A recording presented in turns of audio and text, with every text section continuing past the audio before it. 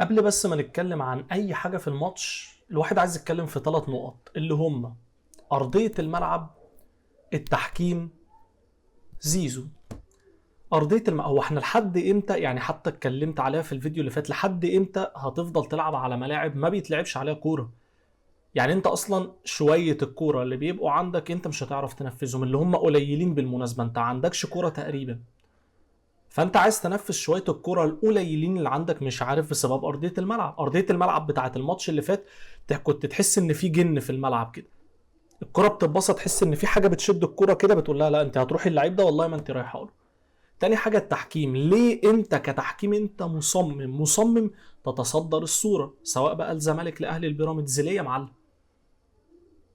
الاخطاء التحكيميه درجات. انت ممكن تفضل فاشخني طول الماتش، فاولات فاولات فاولات، مخليني مش عارف اتنفس، واعديها لك عادي. ليه؟ الفاولات والاوتات والكلام ده دي اخطاء عاديه تعدي. اللي ما يعديش الطرد، ضربه الجزاء. يعني انت في الدقيقه حاجه و20، كابتن نادر قمر الدوله، في الدقيقه حاجه و20 رحت حسبت ضربه جزاء، انت اللي حاسبها منك لنفسك، الفار قال لك راجعها، راجعتها ما حسبتهاش، قرار يرجع لك. انا شايفها مش ضربه جزاء، بس ده قرار يرجع لك، حسبتها ما حسبتهاش قرار يرجع لك.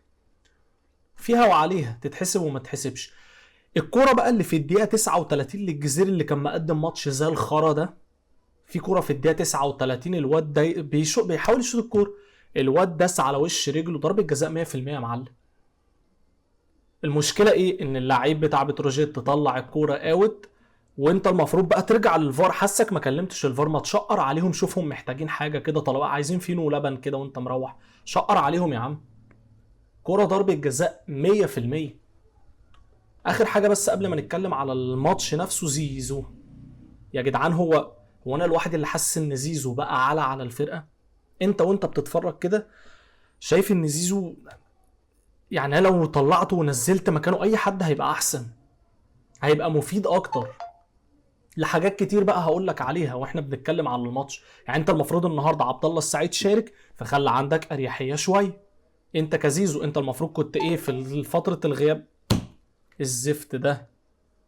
في فتره الغياب بتاعت عبد الله السعيد، انت كنت المفروض انت اللي بتنزل وبتحضر اللعب ودي ما انت ما كنتش بتعملها اصلا، بس دي كانت على الاقل كانت مطلوبه منك. عبد الله السعيد رجع، وانا كنت بتفرج، فانت عندك راحه في الملعب، مش مطالب انك تنزل تحضر لعب. مش موجود ليه يا معلم؟ وعبد الله السعيد بالفعل خلاك تقدم شوط واحد، شوط اول حلو، انما انت كتوتال ماتش زي الزفت تقرف. الزمالك شفناه في اخر فتره كان بيعتمد على الكور الثابته والكور العرضيه بشكل كبير جدا، وقدر يسجل منها الماتش اللي فات. والنهارده في ماتش بتروجيت برضو كان خالق منها فرص كتير كويسه، بس برضو بيظل، عارف انت اللي هو نقطه ضعفك هي نقطه قوتك. نقطة قوة الزمالك واللي بيعتمد عليها بشكل أساسي هي الكور الثابتة والكور العرضية. طب إيه أكبر خطر على الزمالك؟ هي الكور الثابتة والكور العرضية. بتتخلق عليه خطوره الكور العرضيه على الزمالك، يعني لو في ضربه جزاء مش هتبقى اخطر من كده. بتروجيت النهارده كان يقدر يجيب جونين ثلاثه ويمكن كمان اربعه من كور عرضيه.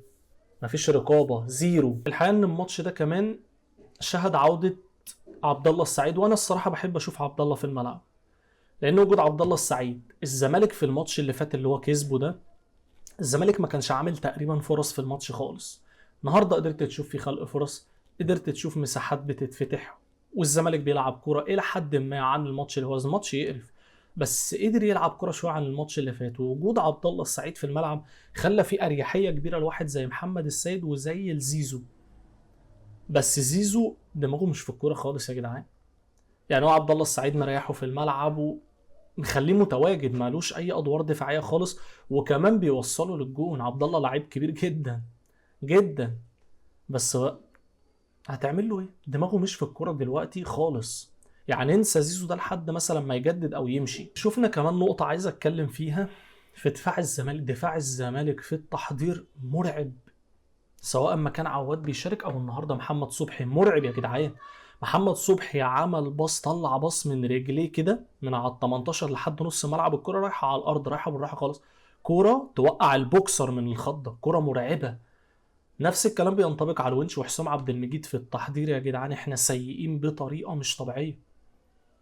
الكوره اللي انت كنت لازم تعملها هجمه كان لازم عبد الله السعيد يتكرم ويجي يقف كقلب دفاع ثالث جنبه حسام عبد المجيد والونش، عشان هو اللي يتكرم ويطلع الكرة صح عشان تقدر تعمل بيها هجم. الدقيقة 13 بتيجي اللعيب بتاع نص الملعب بتاع بتروجيت بيغلط في باص سهل قوي، باص كان سهل محدش ضاغط عليه. خلاص بقى الكرة اتقطعت، بنتايج تقريبا حطها لك يا جزيري انفراد. انت رايح تعمل ايه؟ رايح تقط الجون ناحية الكورنر ليه؟ راح عايز يقط الجون ناحية الكورنر، وقف على الكرة لحد ما الجون قام ضاغط عليه، قام مطلعه اوت، مش فايق هو كمان خالص برضه. الهجمة اللي بعدها بقى، بص المفارقة الدقيقة 13، الهجمة اللي بعدها في الدقيقة 36، والهجمة دي برضه اتعملت من ايه؟ اللعيب بتاع بتروجيت بالكورة على الخط، لعيبة الزمالك كلها وقفت في لقطة غريبة جدا انا مش فاهمها، واقفين مستنيين الحكم يحسب اوت والكورة ما طلعتش. قام الواد قام داخل بيها ال 18، اما كورة خطر جدا جدا، ما تلعب يا عم لحد ما الحكم يصفر. ده احنا واحنا بنلعب خماسي، حتى حجز خماسي ملوش اي تلاتة لازمه، العب على الصفار، ده اللي بيتقال، ما تلعب يا عم على الحكم. سبت اللعيب كرة كان بينها وبين ان هي تخش جون في نفخه كده، لا ان هي طولت على المهاجم بتاعها. دي بتيجي 39، والقرار التحكيمي اللي خلى ماتشك سيء. زي ما قلت لك قبل كده، انت ممكن تكون حكم بتضغطني في اوتات، بتضغطني في فاولات، بتضغطني في الماتش بشكل عام، انك تديني انذارات وكده، وانا ابقى متقبل كل ده. ليه؟ لان دي اخطاء تحكيميه تتقبلها، اخطاء تحكيميه في فاول، في اوت، في انذار، عادي. اللي ما تتقبلوش يا يا طرد يا ضربه جزاء. انت حكم النهارده عمل ماتش حلو جدا، بس القرار ده غلط بنسبة 100%. في الدقيقة 39 في كورة للجزيري في ال 18، الكورة جاية له على شماله بيعدلها عشان يشوطها بيمين، لعيب بتروجيت داس على رجليه الشمال خلاه وقع، مش عارف، ما عرفش يشوط الكورة اصلا. انا بقى استغربتك، لان انت في الدقيقة حاجة و20 كنت حسبت ضربة جزاء، انت اللي حاسبها من غير فار. بعد كده الفار قال لك لا ارجع لها، رحت شفتها فار ولغيتها، قرارك التحكيمي ويحترم. هنا بقى في الدقيقة 39 بقى يا معلم، الكرة بتاعت الجزيري دي اللعب اصلا وقف ولاعيب بتروجيت خرج الكوره، ليه ما رحتش شفتها مع الفار؟ ليه ما كلمتش الفار؟ ده اللي هو هوب هوب يلا العب يا ابني، ما ايه؟ كرة ضربة جزاء بنسبة 100%. لحد امتى هيفضل القرارات التحكيمية هي اللي متصدرة المشهد؟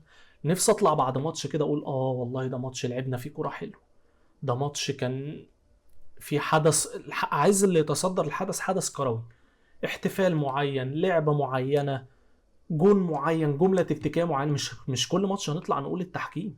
الشوط الاول بيخلص في مفيش، ضيعت 45 دقيقه من عمرك كده ما بتتفرجش على اي حاجه خالص، دايره مغلقه.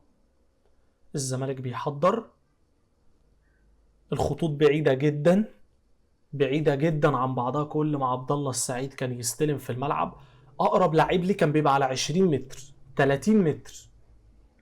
فايه اللي كان بيحصل؟ فبدل ما اعمل الباص غلط ارجع احضر الكرة تيجي لحد في نص الملعب، المساحات بعيدة، ترجع تحضر تاني. فكنت بتعمل ايه؟ كنت بتلجأ للكرة الطولية. في حد عندك بقى يعرف يجيب الكرة الطولية؟ لا مفيش. الجزيري مش هيجيب لك الكرة الطولية. الشوط التاني بيبدأ في اول 20 ثانية في كرة البتروجيت كانت ممكن تبقى جون وتخلص الماتش، واقفل الماتش يا ابني، السلام عليكم ورحمة الله. كرة بتتشاط من قلب ال 18، محمد صبحي بيشيلها حلوة قوي بالايد العكسية. الكرة دي كانت ملعوبة في ظهر مين بقى؟ في ظهر مين؟ في ظهر بنتايج. بنتايج دفاعيا يا جدعان مش موجود، اقسم بالله. انت لو جايب لاعب ناشئ، هو لعب بتروجيت اصلا كله كان في ظهر بنتايج، ظهره كان مكشوف بطريقة مش تتلعب، في ظهره النهارده يجي 20 كورة وبنفس الطريقة. بنتايج هجوميا ملوش حل، عرضياته دوا، انما دفاعيا مفيش. كان لازم مين اللي يسنده بقى دفاعيا، لان كان عمال يتلعب في دار، يتلعب في دار، 2 عليه 3 عليه، دونجا ما جاش برضه الماتش خالص يعني. تيجي كوره بعدها على طول لبنتايج اللي هو دفاعيا بالمناسبه وحش، بس هو هجوميا الواد عرضياته دوا، بيعمل عرضيه لزيزو في الستة ياردة، في الستة ياردة زيزو قام مطوحها. ليه بقى؟ لان زيزو ما عندهوش حساسيه بالمكان ده، زيزو بقى له كتير جدا ما بيخشش ال 18، بقى له كتير جدا ما بيجربش على الجون، فطبيعي ان هو كان يضيع كميه الفرص اللي موجوده النهارده. زيزو النهارده لانه بقاله كتير جدا ما بيشوطش على الجون زي ما كان بيعمل كده مع الزمالك من سنتين تقريبا، من سنتين مثلا فبقاش يجرب على الجون كتير، ففقد حساسيه ان هو يبقى متواجد في ال 18. ضيع كرة في الست ياردة لو لمسها لمسة بسيطة جدا جون تخلص الماتش. انما النهارده شفته بيضيع واحدة واتنين، والتالتة بتاعت عبد الله السعيد اللي اداها له في ال 18 دي. ما عندهوش حساسية بال 18، بقاله كتير ما بيعملش ده. فطبيعي ان هو لما يجي يعمل ده يغلط. ده كده هي نقطة قوة الزمالك في الماتش كله، كانت الكور الثابتة. بيجي كورنر للزمالك بيتلعب من زيزو، مدافع بتروجيت بيطلعه. عبد الله السعيد عمل لعبة يا ابن اللعيبة، يا عبد الله يا ابن الذين، لعيب يا جدعان لعيب. يهيأ لك للوهلة الأولى كده إن هو شتتها. الكورنر ده كان في الدقيقة حاجة و50، 58 تقريبا. زيزو بيعرضها، مدافع بتروجيت بيطلعها، عبد الله السعيد بيعملها بوش رجليه كده، بيهيأ لك إن هو شتتها. إنما هو بص للونش بقى، هي لمحة كده، لمحة بطرف عينه للونش، قام لعبها له كده بسويرف كده بلفة معينة. الونش بالمس كان هيبقى جون حلو قوي، بس الحلو ما يكملش كرة، يا دوبك حكت في العارضة كده. جه بعدها على طول التبديلات. الجزيري طلع ونزل مكانه ناصر. ما انت الجزيري وهو طالع انت متضايق ليه؟ انا مش فاهم. متضايق ومتنرفز وبيقلع التيشيرت بعصبيه، انت متضايق ليه يا حبيبي؟ هو انا طلعت كريستيانو 2017 من نهائي الشامبيونز ليج؟